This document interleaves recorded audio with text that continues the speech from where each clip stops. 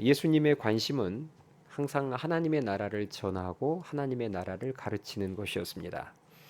그래서 갈릴리 지역 어느 바닷가에서 여러 가지 비유를 들어서 하나님 나라에 대해서 가르치셨는데요.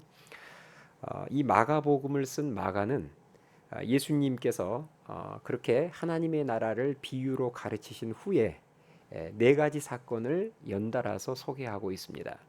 그 첫 번째 사건이 바로 예수님께서 거라사라는 곳으로 배를 타고 가시다가 풍랑을 잠잠케 하신 사건이고요.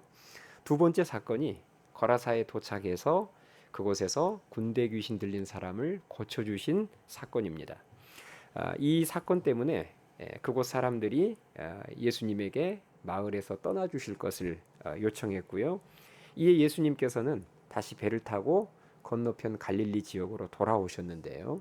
이렇게 예수님께서 갈릴리 지역으로 다시 돌아오셨다는 소문이 퍼지자 순식간에 많은 사람들이 몰려들면서 세 번째 사건과 네 번째 사건이 연달아 일어납니다.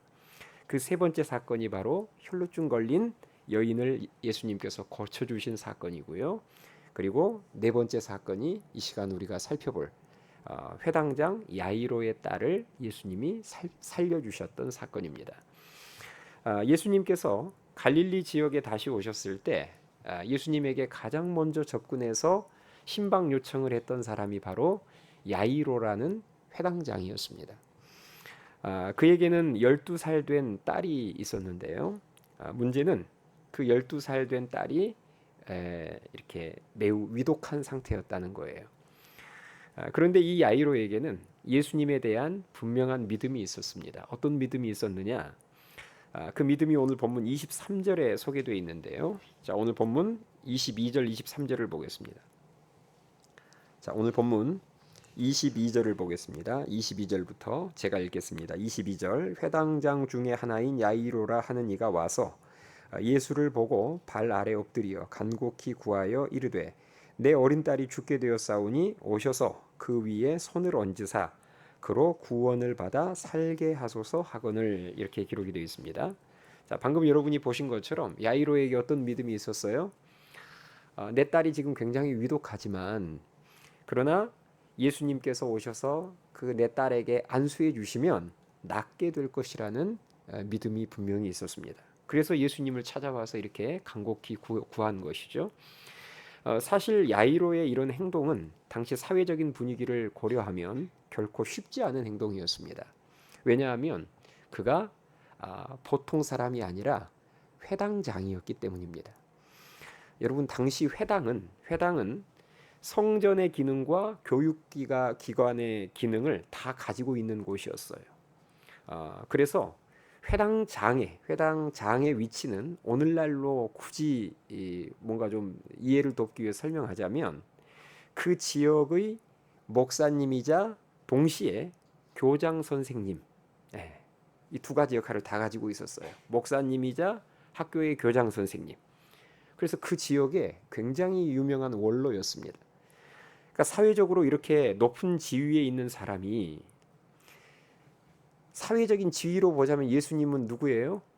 사회적인 지위로 보자면 가난한 목수의 아들입니다. 그러니까 사실 사회적으로 이렇게 높은 위치에 있는 회당장이 목수의 아들 출신인 예수님 앞에 나와서 발 아래 엎드려 간곡히 구한다는 것은 사실 자존심과 체면을 완전히 내려놓지 않고서는 불가능한 일이었습니다. 게다가 당시 유대 지도층에서는 예수님께서 저 앞서 안식일을 어긴 그 사건 때문에 이미 예수님을 죽이려고 의논하고 있던 때였기 때문에 회당장이 그런 예수님을 가까이 하는 것은 사실 그의 직위를 잃을 수도 있는 위험한 일이었습니다. 그러니까 이 야이로가 지금 예수님 앞에 나와서 이렇게 공개적으로 사람 다 보는데 발 아래에 엎드려서 뭔가를 간곡히 구하는 지금 이런 행동을 하는 데는 이미 야이로 마음속에 이것을 통해서 회당장이라는 어떤 직위와 명예를 잃을 수 있다는 그런 각오까지 하지 않고서는 이런 행동하기가 어렵다는 거죠. 그가 이 정도 각오를 했던 것은 이유는 두 가지입니다. 첫 번째, 회당장이라는 그런 어떤 직위보다 딸의 목숨이 더 소중했기 때문이고, 두 번째는 예수님이라면 내 딸을 틀림없이 고쳐주실 수 있다는 믿음 때문이었습니다. 딸을 향한 사랑, 그리고 예수님이라면 틀림없이 고쳐주실 수 있을 것이라는 그 믿음, 이 뜨거운 사랑과 예수님에 대한 확고한 믿음이 모든 장애물을 뛰어넘게 만든 거예요. 회당장으로서의 체면이라는 장애물을 뛰어넘게 만들었고, 또 회당장의 직위를 잃게 될지도 모르는 그 두려움의 장애물도 뛰어넘게 만들었습니다. 이렇게 장애물을 뛰어넘을 수 있는 뜨거운 사랑과 큰 믿음이 있을 때 하나님의 놀라운 역사를 경험하게 됨을 믿으실 수 있기 바랍니다. 자, 예수님은 야이로의 말과 모습 속에서 그 믿음을 보셨고요. 그래서 야이로와 함께 그의 집으로 향하셨습니다.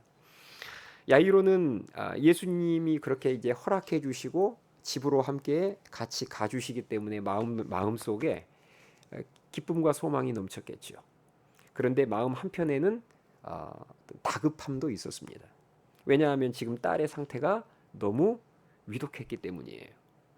그러니까 지금 같으면 응급차를 타고 사이렌을 울리며 신호 무시하고 막 달려야 되는 그런 상황인데, 예수님에게 그렇다고 재촉할 수 없는 상황이잖아요. 예수님 좀 빨리 좀 걸으십시오, 이렇게 말하기도 어려운 상황이고, 또 그렇게 말을 해도 그렇게 할 수 없는 상황이었습니다. 왜냐하면 예수님 주위로 너무 많은 군중들이 에워싸고 있었기 때문에 사실 속도를 내기도 어려웠습니다. 그런데 그때 갑자기 12의 혈루증 걸린 여인이 갑자기 나타나서 예수님의 옷에 손을 대었고, 그로 인해서 예수님께서는 가던 길에 멈춰서서 여인의 간증을 들으셨습니다. 그리고 그 혈루증 걸린 여인의 믿음을 공개적으로 칭찬하셨죠. 자, 이 모습이 너무 우리 입장에서는 아름다운 장면이지만 야이로의 입장에서만 보면 속이 타들어가는 장면이에요. 왜냐하면 앞서 말씀드린 것처럼 야이로 입장에서는 지금 1분 1초가 급한 상황입니다. 그런데 예수님께서 너무 차분하게 멈춰서서 여인의 간증까지 다 들으시며 고쳤으면 빨리 가실 것이지, 고쳐놓고 그 자리에서 여인의 간증을 들으시고 또 공개적으로 칭찬하시고, 그러니 옆에 있는 야이로의 입장에서는 속이 타들어갈 수밖에 없는 상황이죠. 그런데 바로 그때, 속이 타들어갈 그때에 야이로의 집에서 보낸 사람들이 찾아와서 딸이 방금 죽었다는 소식을 전해줍니다. 자, 오늘 본문 35절에 그 내용이 나오는데요. 자, 35절 말씀 보세요. 35절 보시면, 아직 예수께서 말씀하실 때에 회당장의 집에서 사람들이 와서 회당장에게 이르되 당신의 딸이 죽었나이다. 어찌하여 선생을 더 괴롭게 하나이까? 이렇게 기록이 되어 있죠. 자, 야이로가 이 소식을 들었을 때 마음 어땠을까요? 자, 딸 가진 부모님들 한번 대답해 보세요.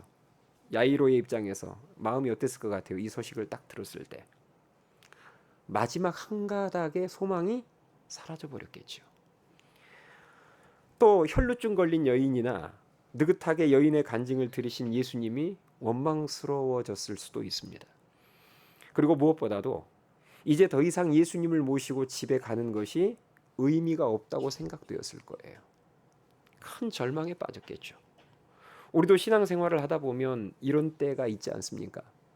어떤 문제가 있어서 믿음을 가지고 주님께 나아가 간절히 기도했는데, 그래서 처음에는 조금 뭔가 상황이 좋아지는 듯 보였는데 뒤로 가면 갈수록 상황이 더 안 좋아지더니 결과적으로 상황이 너무 안 좋아 버리는 그런 경우를 우리도 신앙생활하다 만날 때가 있을 수 있습니다.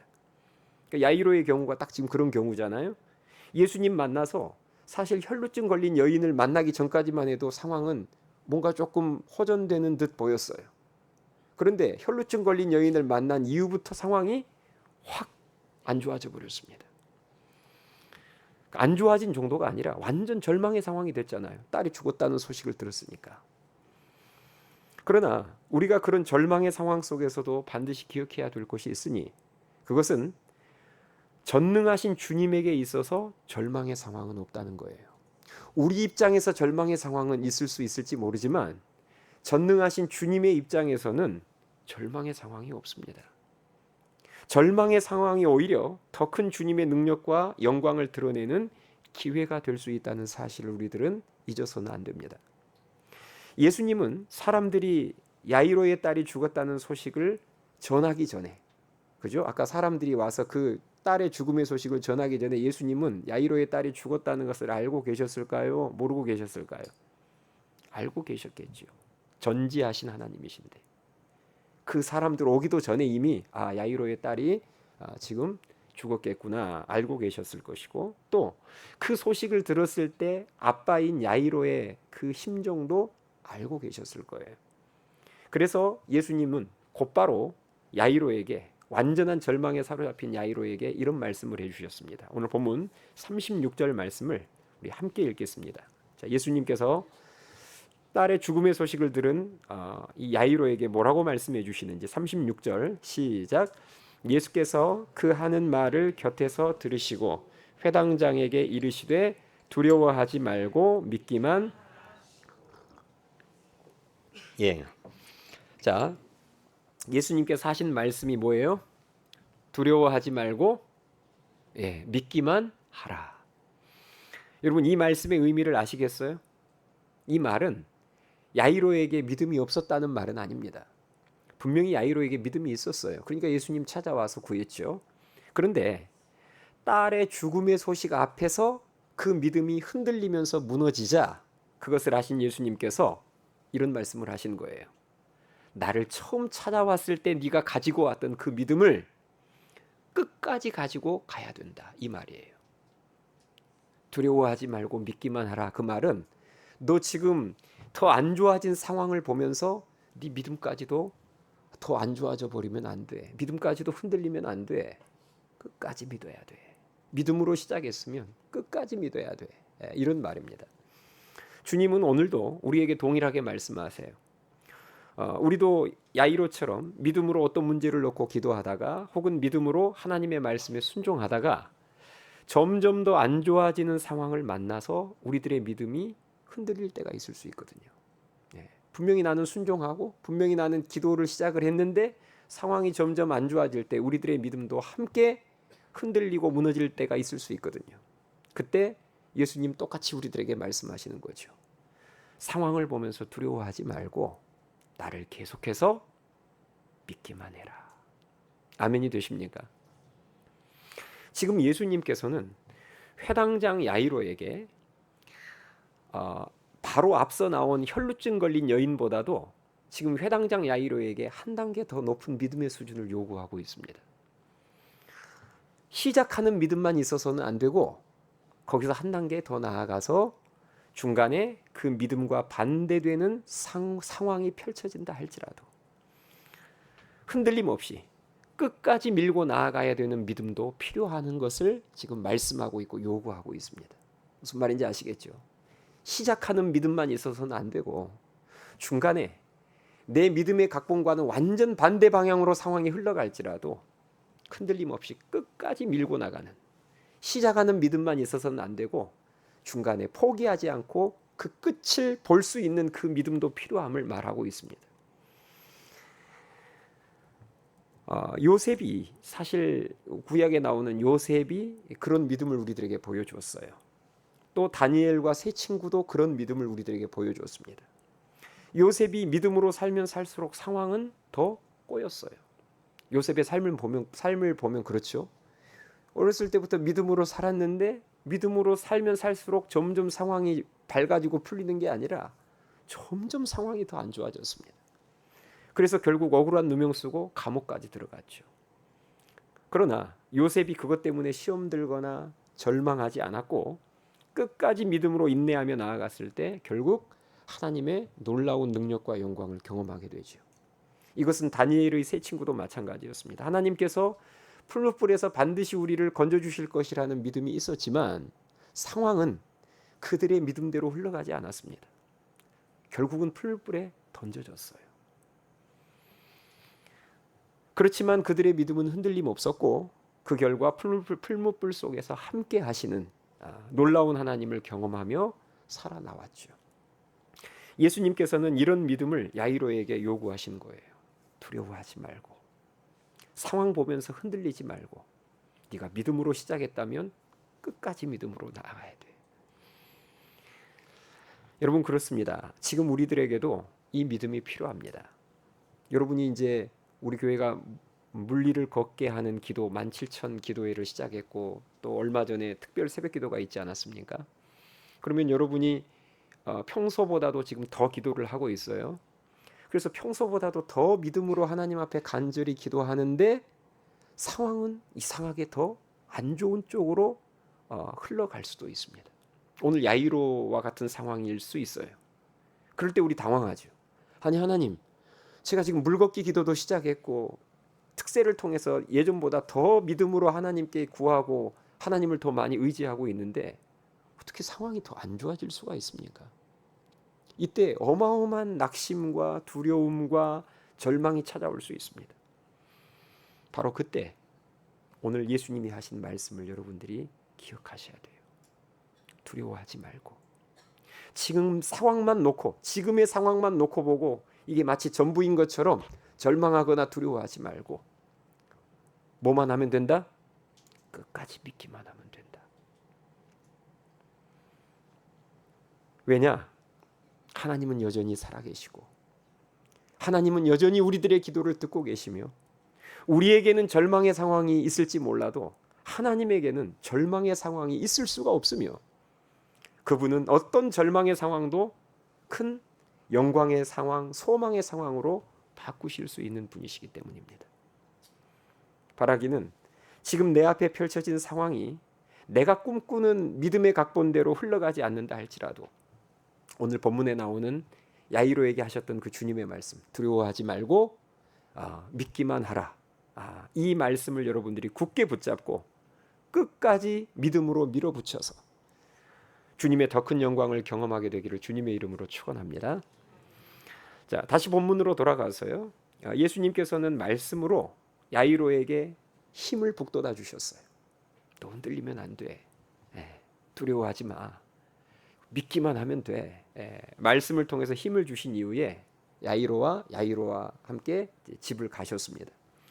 야이로의 집에 가서 봤더니 많은 사람들이 통곡하고 있었어요. 이미 분위기는 장례식장이 되어버렸습니다. 그 모습을 본 예수님께서는 그곳에서 통곡하고 있는 사람들을 향해서 이런 말씀을 하셨어요. 오늘 본문 39절 말씀을 보실래요? 자, 39절 제가 읽겠습니다. 들어가서 그들에게 이르시되 너희가 어찌하여 떠들며 우느냐? 이 아이가 죽은 것이 아니라 뭐한다? 잔다 하시니. 지금 예수님이 오늘날로 말하자면 장례식장 들어가자마자 야단을 치신 거예요. 왜 이렇게 너희들 떠들면서 우느냐?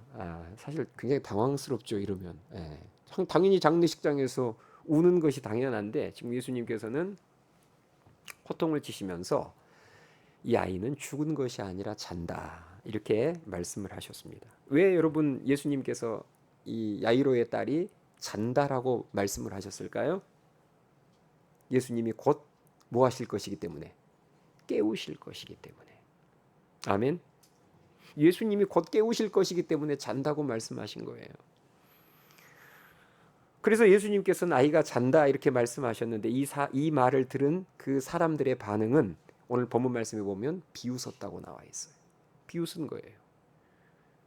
비웃었겠죠. 왜냐하면 분명히 다 죽은 것을 확인했는데 와서 잔다고 하니까 예수님을 다 비웃은 거예요. 예수님께서는 그런 반응에도 아랑곳하지 않으시고 죽은 아이의 부모와 그리고 예수님의 그 핵심 세 제자 베드로, 야고보, 요한 그들의 부모와 베드로, 야고보, 요한 요 세 제자만 데리고 아이의 시신이 안치되어 있는 곳으로 들어가셨습니다. 그리고 죽은 아이의 그 죽은 딸아이의 손을 잡고 이런 말씀을 하셨어요. 오늘 본문 41절 42절을 함께 읽겠습니다. 41절 42절 시작. 그 아이의 손을 잡고 이르시되 달리다굼 하시니 번역하면 곧 내가 내게 말하노니 소녀야 일어나라 하심이라. 소녀가 곧 일어나서 걸으니 나이가 12살이라. 사람들이 곧 크게 놀라고 놀라거늘. 아멘. 자, 예수님께서 이 아이의 손을 잡고 하신 말씀이 뭐라고 나와 있죠? 거기 나와 있잖아요. 손을 잡고 이르시되 뭐라고 하시니? 달리다굼. 달리다굼. 이 달리다굼이라는 말은 아람어입니다. 아람어. 당시 엄마들이 아침에 자녀들을 깨울 때에 흔히 사용했던 말이었다고 합니다. 그러니까 탈리타 앞에 탈리타 쿰 이게 합성어예요. 탈리타가 소녀야 이런 뜻입니다. 그리고 쿰 뒤에 나오는 이 쿰이라는 단어가 일어나라 이런 뜻이에요. 그러니까 합성어예요. 아침에 깨울 때 소녀야 일어나라 이런 의미예요. 여기서 일어나라는 스탠드업이 아니에요. 웨이크업입니다. 이제 잠에서 깨어나라 그런 의미예요. 그러니까 예수님께서 지금 아침에 자녀를 부모가 깨우듯이 친근하고 다정하게 달리다 굼 이렇게 외치셨고, 그러자 이 죽었던 딸 아이에게 놀라운 역사가 일어났는데요. 자, 그 놀라운 역사가 방금 우리 아까 살펴봤었죠. 소녀가 곧 일어나서 뭐하니 걸으니 사람들이 놀랐다 이렇게 기록이 되어 있습니다. 할렐루야. 예수님께서는 이렇게 죽은 야이로의 딸을 살리셨어요. 예수님은 결국 이 사건을 통해서 당신이 질병만 고치실 수 있는 분이 아니라 죽은 자도 살리실 수 있는 부활의 주님이시자 생명의 주관자이심을 나타내 보이셨습니다. 자, 이 놀라운 주님의 역사를 옆에서 똑똑히 지켜본 야이로에게 어떤 믿음의 변화가 있었을까요? 자, 야이로가 지금 이 모든 과정을 옆에서 지켜봤잖아요. 그러면 그 안에서 어떤 믿음의 변화가 있었을까요? 사실 처음에 야이로가 예수님을 처음에 찾아가서 발 아래 엎드려서 내 딸 와서 안수기도 좀 한번 해달라고 구했을 때만 해도, 그때만 해도 야이로에게 있어서 예수님은 어떤 분이셨을까요? 질병을 고쳐주실 수 있는 분. 딱 그 정도 개념이었겠죠. 예수님은 어떤 질병도 고쳐주실 수 있는 분이다. 딱 그 정도의 예수님에 대한 믿음이 있었을 거예요. 그러나 죽은 자신의 딸을 살리시는 예수님을 경험하고 나서 그의 믿음은 바뀌었을 것입니다. 확실히 바뀌었겠죠. 한 단계 확 업그레이드가 됐겠죠. 만약에 예수님께서 죽은 그 야이로의 딸을 살리신 직후에 그 사건을 경험한 이후에 누군가 야이로에게 예수님은 어떤 분이시죠? 라고 묻는다면 야이로가 어떻게 대답할까요? 네, 그분은 질병만 고쳐주실 수 있는 분이 아니라 죽은 자도 살리실 수 있는 생명의 주관자가 되십니다. 답이 바뀌었을 거예요. 맞죠? 처음에 예수님을 찾아갔을 때만 해도 누가 야이로에게 예수님 어떤 분이시죠? 물으면 그분은 어떤 질병도 고쳐주실 수 있는 분이십니다 라고 대답했던 그 사람이 이 사건을 통해서 완전히 믿음이 한 단계 크게 업그레이드가 됩니다. 저는 오늘 이 예배를 드리는 저와 여러분들도 오늘 이 예배를 통해서 또 오늘 이 본문 말씀을 통해서 우리의 믿음도 한 단계 더 업그레이드 되는 역사가 있게 되기를 주님의 이름으로 축원합니다. 자, 지금 마가복음을 쓴 이 마가는 예수님이 비유로 하나님의 나라에 대해서 가르친 이후에 연달아서 4개 사건을 소개하고 있다고 했었죠. 자, 첫 번째 사건인 예수님이 풍랑을 잠잠케 한 사건을 통해서는 예수님께서 자연계를 주관하시는 하나님이심을 알리고자 했고요. 그 다음에 이어지는 예수님께서 군대 귀신 들린 자를 이렇게 고쳐주신 사건을 통해서는 예수님께서 영계도 주관하시는 하나님이신 것을 알리고자 했고, 세 번째 혈루증 걸린 여인을 고쳐주신 사건을 통해서는 우리들의 모든 육체도 질병도 주관하시는 하나님이신 것을 알리고자 했고, 그리고 네 번째로 나오는 이 야이로의 죽은 딸을 살려주신 사건을 통해서는 예수님께서 우리의 생명을 주관하시는 하나님이신 것을 증거하고 싶었던 것입니다. 여러분 잊지 마세요. 예수님은 모든 자연계와 영계와 우리들의 육체와 그리고 우리들의 생명까지도 주관하시는 전능하신 하나님이심을 믿으실 수 있기 바랍니다. 우리도 언젠가는 다 죽습니다. 여러분도 언젠가는 다 죽을 것이고 저도 언젠가는 죽게 되겠죠. 그런데 그 죽음을 예수님께서는 잠들었다고 말씀하세요. 왜냐? 성도의 죽음은 끝이 아니라 천국으로 가는 내세, 그 다음 세계인 내세로 가는 과정이기 때문입니다. 죽음이라는 잠을 통해서 우리는 그 다음 세상인 내세로 들어가게 되는 거예요. 그래서 저는 죽음을 생각할 때 이 오늘 본문에 나오는 달리다굼의 주님을 상상하게 됩니다. 죽음을 생각하면 달리다굼은 아까 제가 앞서 말씀드린 것처럼 이때 이 시대 그 사회에서는 흔하게 쓰던 말이에요. 당시 엄마들이 아침에 자녀들을 깨울 때 흔히 했던 말로서 영어로 말하자면 굳이 말하자면 아까 제가 여러분들에게 웨이크업, 웨이크업을 뭐 또 다른 표현으로도 쓸 수 있겠죠. 굿모닝이라는 표현으로도 바꿀 수 있을 겁니다. 아침에 깨울 때에 굿모닝. 그러면은 저 역시도 제가 나중에 언제 때가 되어서 제가 죽게 되었을 때 제가 이제 식구들에게 그럴 수 있을지 모르겠지만 주님이 기회를 주시면 제가 이제 식구들에게 유언을 남기고 유언을 다 남긴 다음에 눈을 딱 감겠지요. 그리고 얼마 지나지 않아서 예수님께서 달리다굼 저한테도 그러실 것 같아요. 굿모닝. 그래서 뭔가 소리가 나서 이제 예수님께서 저를 깨우는 소리. 또 모르죠. 예수님께서 각 나라의 언어와 그리고 지역 방언 서비스로 해서 깨워주실지. 그래서 아무튼 예수님께서 똑같이 굿모닝 소리가 나서 눈을 이렇게 떠보면 그곳이 천국이고 주님의 품 안일 것이라는 그런 어떤 믿음 안에서의 꿈과 기대가 제 안에 있습니다. 여러분 생각만 해도 너무 행복하지 않습니까? 제가 위내시경 검사할 때에 간호사들이 숫자를 하나 둘 세 보세요 그러면 제가 이렇게 눈을 뜨고 하나 둘 셋 하다 보면 어느 순간 필름이 딱 끊겨버려요.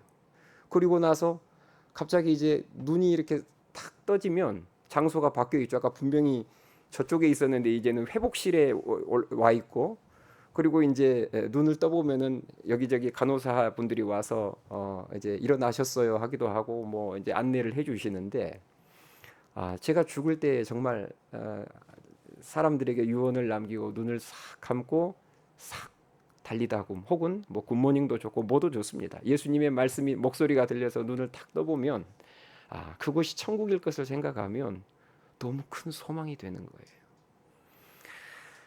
말씀을 맺겠습니다. 회당장이었던 야이로가 예수님을 찾아가서 간절히 구했던 이유는 장애물을 뛰어넘는 믿음이 있었기 때문이에요. 자신의 사회적 위치와 신분을 뛰어넘는 믿음이 있었고, 또 유대인들이 죽이고자 했던 예수님을 가까이 했을 때 당할 수 있는 그런 어떤 사회적인 불이익과 위험을 뛰어넘을 수 있는 믿음이 그에게 있었습니다.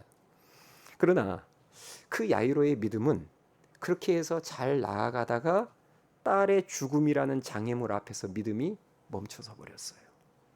그때 예수님 말씀하셨습니다. 두려워하지 말고 믿기만 하라.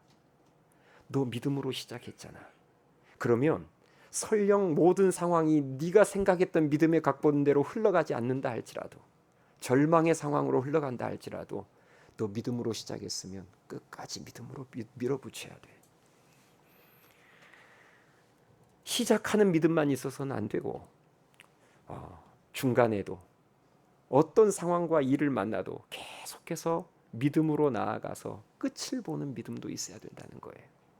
그럴 때에 주님의 더 큰 영광과 능력을 경험하며 우리들의 신앙이 성장하게 된다는 것입니다. 바라기는 오늘 이 예배를 통하여서 또 오늘 이 본문 말씀을 통해서 우리들의 믿음이 한 단계 업그레이드 되어서 야이로처럼 상황이 내 믿음대로 내가 기대하는 그런 각본대로 흘러가지 않는다 할지라도 끝까지 믿음으로 나아가 달리다굼의 주님을 모두가 다 경험하게 될 수 있기를 주님의 이름으로 축원합니다.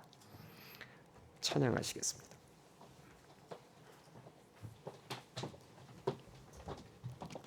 오늘 주신 말씀을 생각하면서 우리 나는 믿네 우리 찬양 부르시며 하나님 앞에 나아가시겠습니다.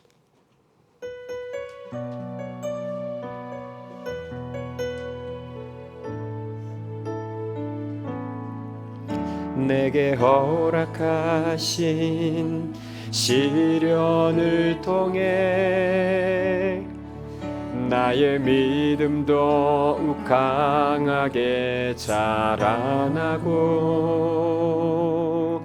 험한 산과 골짜기 지나는 동안 주께 더 가까이 나를 이끄시네.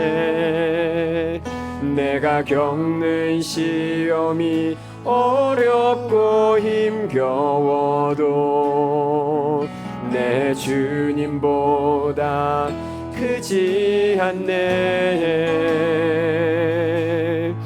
내 앞에 바다가 갈라지지 않으면 주가 나로 바다 위 걷게 하리. 나는 믿네. 주의 능력으로 내 삶 새롭게 되리. 나는 믿네. 주의 능력으로 담대히 나가리라. 주와 함께 싸워 승리하리라. 날마다 믿음으로 나 살아가리. 우리 처음부터 다시 한번 고백하겠습니다. 내게 허락하신 시련을 통해 나의 믿음 더욱 강하게 자라나고 강하게 자라나고 험한 산과 골짜기 지나는 동안 주께 더 가까이 나를 이끄시네. 내가 겪는 시험이 어렵고 힘겨 내 주님보다 크지 않네.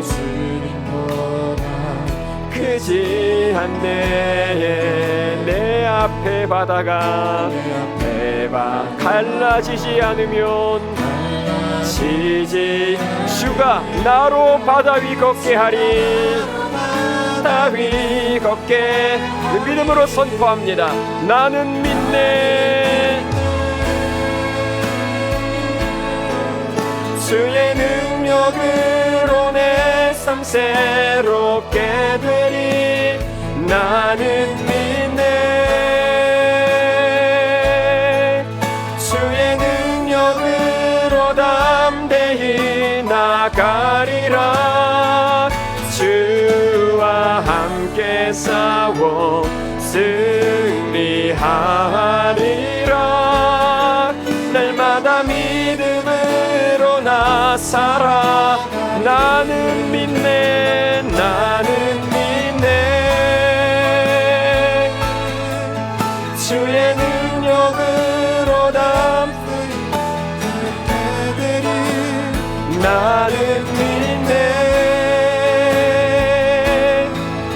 주의 능력으로 담대히 나가리라. 주와 함께 싸워 승리하리라. 날마다 믿음으로 나 살아가리. 우리 마지막으로 고백합니다. 나는 믿네. 주의 능력으로 내 삶 새롭게 되리. 삶 새롭게 되리. 나는 믿네. 주의 능력으로 담대히 나가리라. 주와 함께 싸워 승리하리라. 날마다 믿음으로 나 살아가리.